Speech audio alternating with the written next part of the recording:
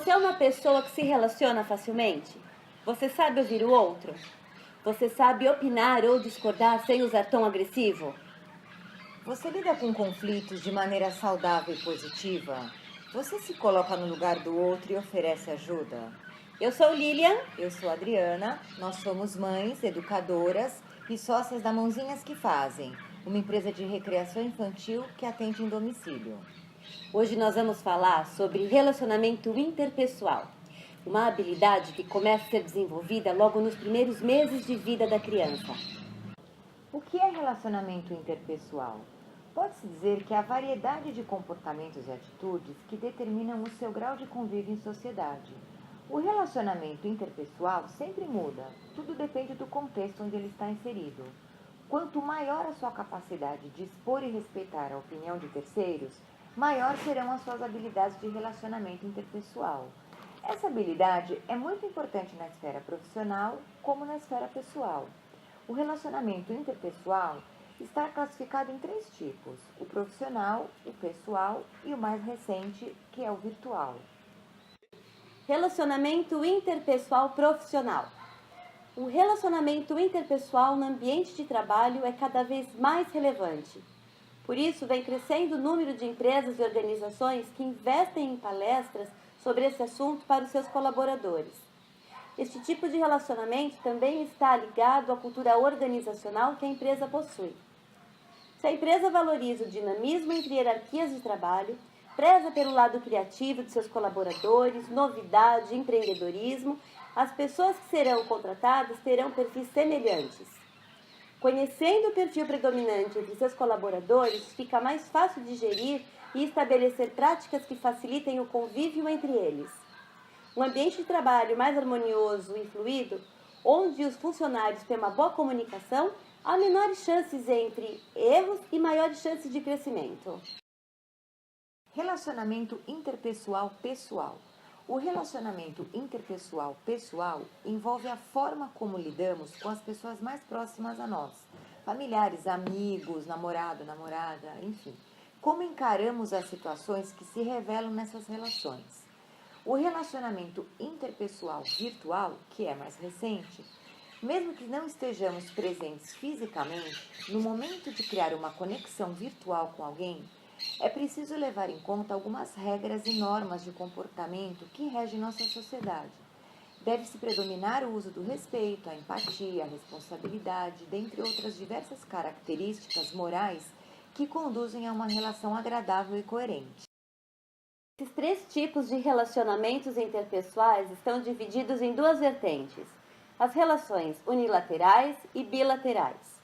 As relações unilaterais é a relação onde apenas uma das partes sai ganhando, no qual vai sempre ter um número grande de discussões e de desconfortos. Normalmente, nesse tipo de relação, são identificados participantes obstinados e pedantes, que criticam duramente os outros e ignoram sistematicamente o ponto de vista alheio. Então, o que era para ser um diálogo acaba se transformando num monólogo. E tem as relações bilaterais, que predominam as trocas de informações entre os indivíduos, gerando boas experiências e bons momentos. Então, zelar por relações desse jeito é fundamental para promover relacionamentos saudáveis e duradouros.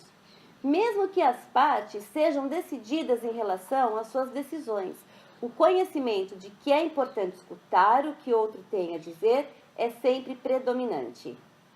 Como produzir indivíduos que saibam se relacionar de maneira saudável? É desenvolvendo as relações interpessoais na infância. A família é o primeiro grupo social de uma criança. É onde ela inicia o aprendizado de convivência social, as suas regras e papéis. É na família que a criança aprende a se socializar.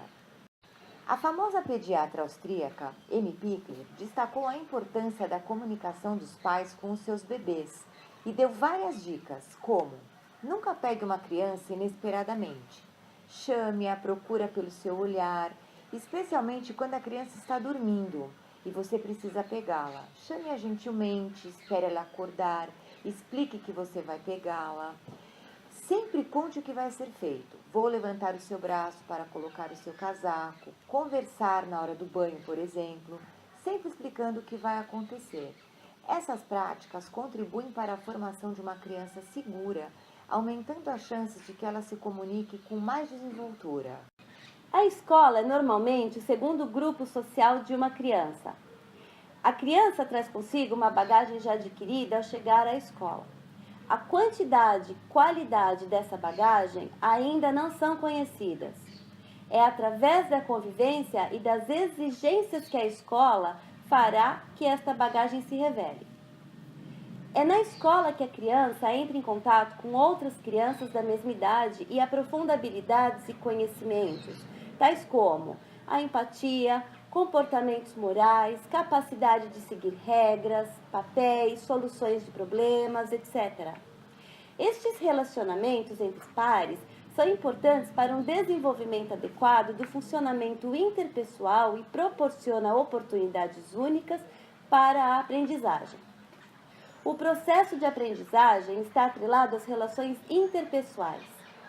Segundo o famoso psicólogo Vygotsky, o desenvolvimento da criança e a aprendizagem ocorre através da interação social.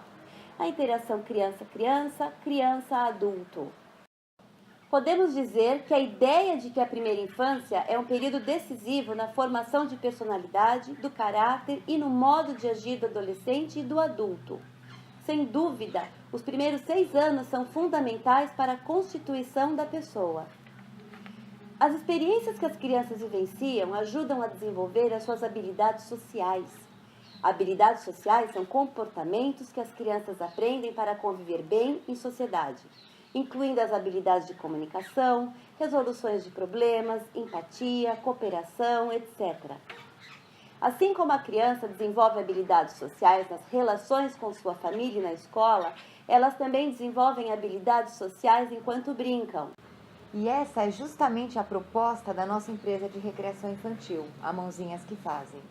Vamos falar de alguns exemplos de habilidades sociais que buscamos desenvolver nas crianças.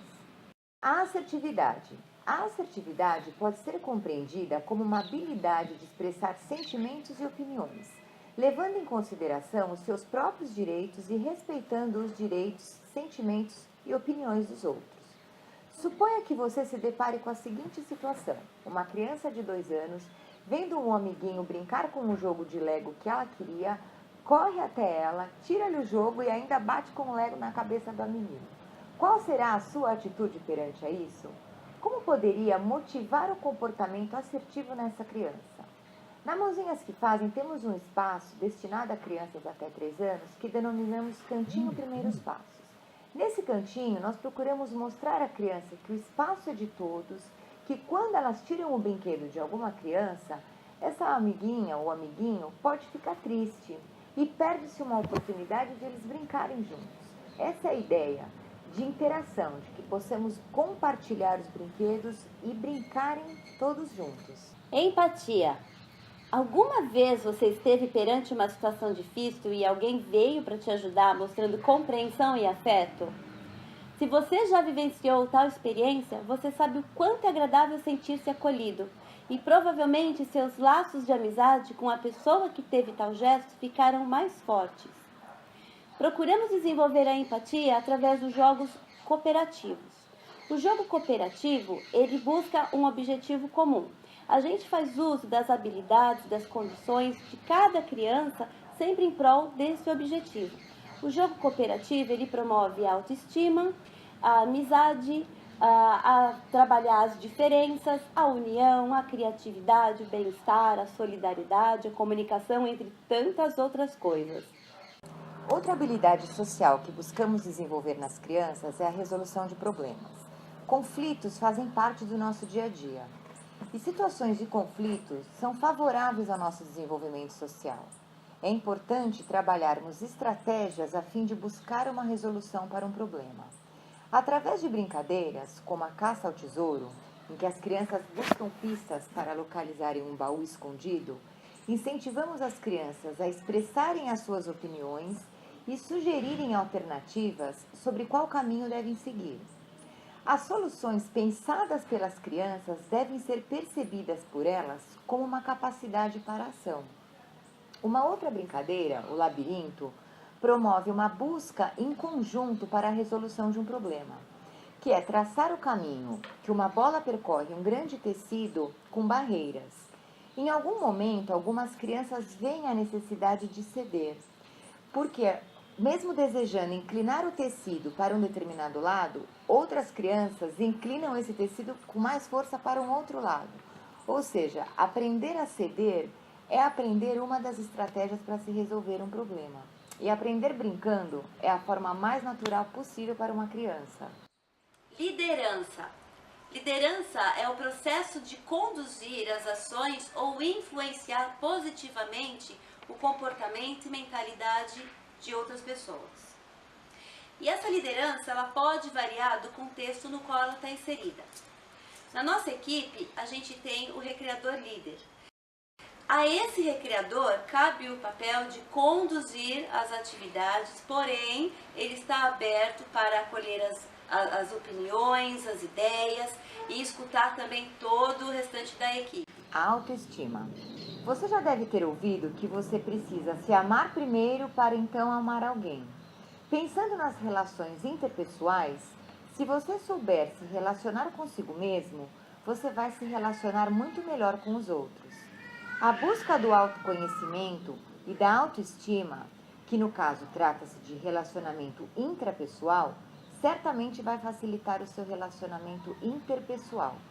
Sugerimos algumas atividades para as crianças que visam despertar a sua autoestima. Um exemplo é o circuito, em que as crianças completam um percurso individualmente, no seu tempo, passando por alguns obstáculos. A finalidade é proporcionar à criança uma sensação prazerosa ao completar o percurso, o que sempre acontece.